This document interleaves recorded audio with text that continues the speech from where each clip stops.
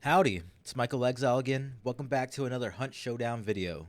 And boy, what a week it has been for the game. The 1.5 patch has been on the test servers for about 3 days now as I'm recording this, and it's already been quite polarizing for the community, from where I'm sitting at least.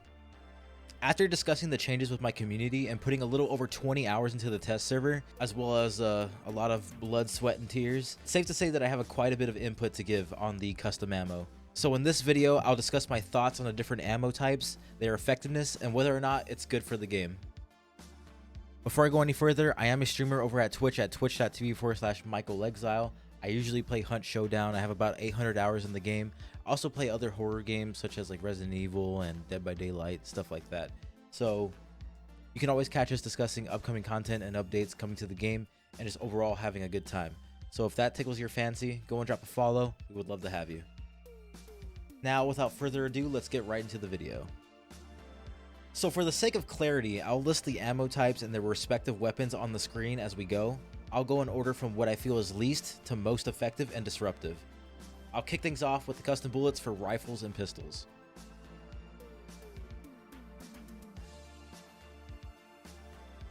So as the name suggests, high velocity rounds simply increases the muzzle velocity of your weapon at the cost of recoil. Simply put, you don't have to lead your shots as much as you're used to with this ammo equipped. There's a pretty good set of weapons available to use with this ammo as well. There could be some concerns about levering and fanning since the Nagant and Winfield weapon family are available to use with this ammo, but I'm almost certain that the increased recoil would make it to where aiming down sights would be a lot more effective than trying to lever with it. While I did not use levering or fanning with this ammo, I did use it for the Nagant Carbine Deadeye variant, and it feels wonderful. There's nothing else to say about it. It works as it says. You don't have to aim as far ahead. It feels nice. It feels natural. There's nothing much to say about it. There's no complaints really. It just works how it says. Onto another self-explanatory ammo type. The poison rounds apply the poison status similar to the hive zombies, preventing health regeneration at the cost of damage and penetration. From what I experienced, this ammo is really good for PvE. I've noticed a lot of players using poison rounds against the butcher and the assassin, as well as just for the immolators and the regular zombies and the armored zombies. It kills them really quickly. The immolators die in like 2 shots. The only zombie that's immune to these rounds is the hive zombies, obviously, but other than that, it clears out zombies really quickly. Not to mention, the weapons available with this ammo provide you with some great stealth options. It's safe to say if you bring these rounds, especially with like a silenced Nagant, you won't really get caught off guard. You'll be pretty silent, and you'll be taking out these immolators in 2 shots, so you won't really get caught off guard by other players trying to kill it. So it's pretty nice. Although, in a PvP scenario, using this ammo simply feels like a dice roll. Of course, there are many traits or items to counter the status effects the custom ammo variants inflict, but poison is one that falls shorter than the rest in my eyes. These rounds not only deal damage, but they also stop players from healing, which means that if you hit somebody with these rounds and they are inflicted with poison, they're likely to hide and you would want to push them. But the success of this push entirely depends on whether this enemy has Mithridatist, if they had an antidote shot that countered the poison completely, and they're just hiding to heal or bait you maybe. It can be really hard to read since there's no real visual effect for a poisoned hunter. Granted, while these poison rounds do reduce damage, there are still weapons that do a good amount of damage, like the Sparks, which still does 113 damage. So even if they aren't poisoned, they're still very weak. But I'd say in this scenario, it takes a little bit more team coordination, since tagging them from a safe distance with a Sparks or something and closing that distance to finish them off may not be ideal. Overall, as a solo queuer at least, it just doesn't make sense for PvP. I know I probably don't need to explain what most of these rounds do, but here we are. Explosive rounds explode on impact and have an explosive blast of 2 meters. This comes with the downside of reduced damage, penetration, and muzzle velocity. The best use I found for this ammo was not so much using it to kill players, but destroying doors and windows. While you can most definitely kill players with this, it just won't be one shot to the chest. With the guns that are able to use this ammo, I can't imagine you're going to be doing that very often. Luckily, the Springfield weapon family is able to use explosive rounds, so that means you can use a Springfield compact alongside a large weapon if you have the Quartermaster trait. This makes the Springfield Compact a great utility weapon and really helps with dealing with the bounty rats that are just hiding in the compounds. My loadout of choice in this case is a Winfield with Incendiary Rounds and a Springfield Compact with Explosive Rounds. It's really fun. Now, we're getting into the spicy stuff. Full Metal Jacket ammo increases bullet penetration at the cost of muzzle velocity. With this ammo, you can basically penetrate structures that you aren't able to normally. Lucky for us, the weapons available were clearly chosen carefully. Not being able to shoot through even the thinnest walls can sometimes be a pain when using certain weapons, so I can see no harm in these rounds. It's until we get to the Caldwell conversion pistol that I feel it's kinda dicey. The Caldwell conversion pistol alone seems to be balanced by not doing as much damage and not being able to penetrate structures as easily, which is why I assume it has a chain pistol variant. With spam being such a dominant loadout in Hunt, I'd imagine most of us have probably ran into fanning and dual chain pistols before. When you're in a scenario against these weapons, you don't really want to be caught out in the open, you want to get behind cover. And it's just what happens when you get behind cover and it can still be spammed through. With FMJs equipped on the conversion chain pistol, it has the ability to shoot through sheet metal. So the idea of being spammed behind cover with these weapons just does not sound fun at all. And there's no denying that this is just going to reinforce the spam meta, and I'm not a fan, quite frankly. Aside from this realization, I think FMJ rounds are going to be great for weapons that weren't able to penetrate walls previously. If it weren't for the conversion chain pistol, I'd say this ammo type wouldn't be as disruptive and as far up in the list as it is for me, but right now it doesn't seem like it's going to be fun.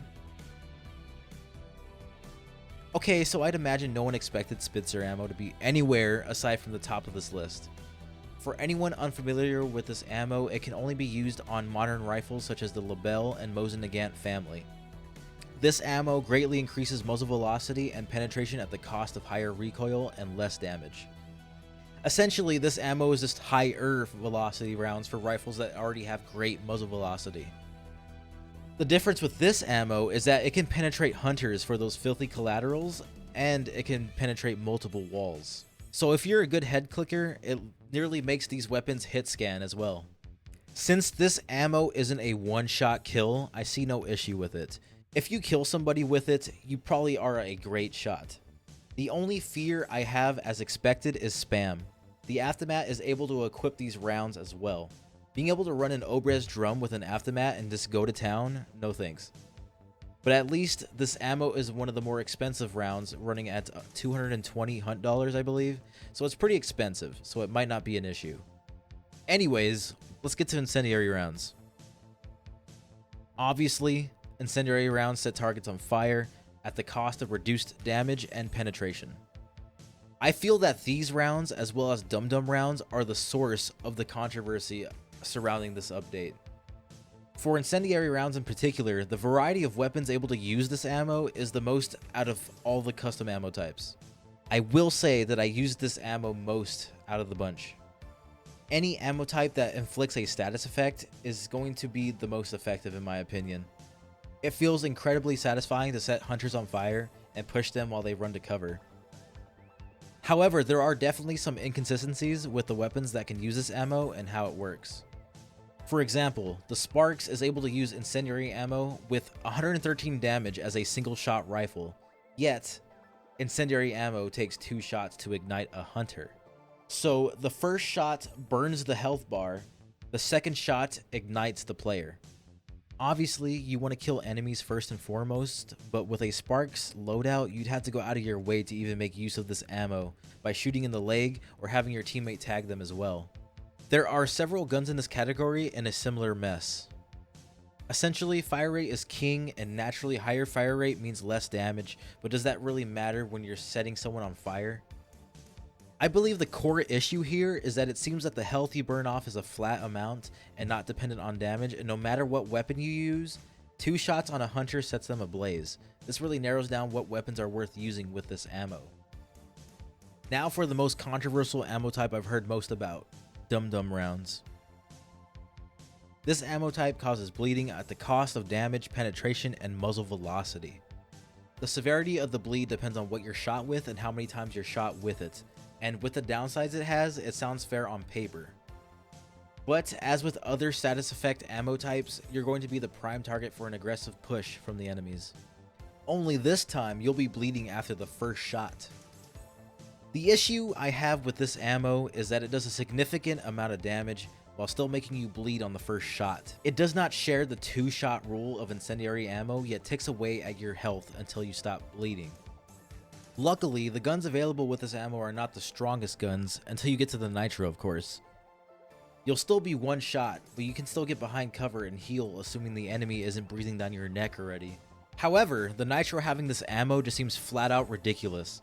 It still has 1-shot kill potential, yet still applies the bleed. So if you manage to survive a nitro shot, I don't even have to say what kind of trouble you'll be in at that point. So while there are plenty of other custom ammo types to go through for shotguns and crossbows, I simply do not feel that all of those are worth discussing in depth. Since the flechette rounds for shotguns were nerfed at the time of making this video, I no longer can complain about the damage it did at far range since they nerfed that. The rest of the shotgun shell types are either high risk, high reward, or fun utility. Hand crossbows as well are a great utility, especially since they are now small slot weapons. The chaos bolts in particular have tricked me more times than a chaos bomb ever has, and it's actually exciting for once. So instead, let's discuss what I think needs to be changed. So Crytek has mentioned that this custom ammo implementation is an indirect nerf to the Dolch, and I believe that this is far off from the truth. For my time on the test servers, I hardly felt like finding special ammo supplies was an issue. Luckily, sharing special ammo between your guns depends on the custom ammo you're using, and it isn't based simply on whether it's special ammo or not. Nevertheless, Dolch is going to need to be balanced on its own instead of implementing distractions and hoping people will stop running it. It is still currently the best gun in the game, even with custom ammo types. As I mentioned during the ammo reviews, there are some weird choices for custom ammo weapons sprinkled here and there. The Nitro, for example, should not have custom ammo at all. It's a great weapon as is, and it doesn't need added effects pushing it over the edge. The Aftermath should also not have custom ammo. It's an automatic Mosin, like come on now. The Caldwell conversion chain pistol should not have FMJs. If this ammo absolutely has to exist with this gun, at least reduce the ammo it spawns with, and or give it an ammo cap so people that bring in a secondary weapon with the same ammo can't share that ammo with their first weapon, effectively doubling it. It's special ammo for a reason, and it just makes for a really frustrating experience being spammed behind cover. Incendiary ammo needs to be fleshed out, as the dominant weapons in this category are ones with higher fire rate. Make the burned health be dependent on damage, with the max being what it is currently. Remove the flat 2 hits to ignite people and make it depend on damage or fire rate. Make it 3 shots or more for the Bornheim and not 2. There are just some weapons that don't make sense to use this ammo on, and I think that should change. Dum-Dum Rounds should not be doing the damage it does while applying the bleed on the first shot. Simply reduce the damage across the board, since this would allow more balance options, such as making it 2 shots to apply a bleed instead of 1. So, how does this custom ammo affect the game as a whole? Well, it's somewhat difficult to get a similar experience that the live game will have, since everyone on the test servers is basically running custom ammo. Surely not everyone will be able to run custom ammo this frequently on the live servers. The test servers have felt pretty overwhelming at times, and I'd imagine players are playing differently and more aggressively for the sake of testing. I believe that once these changes roll over to live, we will see everyone think twice about what ammo they want to purchase and go back to a bit more of a cautious playstyle. I will say though that the custom ammo at its peak can make for a frustrating experience with third partying and whatnot. So right now, we just have to wait and see what happens when the hype calms down. One thing is for certain though, players will have to adapt to a more aggressive playstyle, whether it's their own or the enemies they are facing. The days of camping and hiding in bushes are not gone just yet, but players with a more stealthy playstyle will definitely have a harder time with this. Needless to say, I can see this ammo going through a few changes before it has good balance. But as it stands now, after struggling here and there, I overall had a great experience. You'll definitely have to brave the storm to get more comfortable with this ammo and embrace it. You're going to feel frustrated, and you're going to struggle to adjust at first. You just gotta hang in there. But hopefully I'm not the only one who believes the changes I've mentioned should be made, but if you disagree, you should totally share your ideas in the comments below, or you can discuss your thoughts with me on stream over at twitch.tv/michaelexile, or you can join my Discord, the Small Game Society. All links will be in the description below. But for now, I hope you enjoyed this video. If you did, leave a like, maybe consider subscribing, it would mean a lot. If you didn't, leave a dislike, let me know your thoughts in the comments. For now, that's it for me, and as always, I'll see you in the bayou.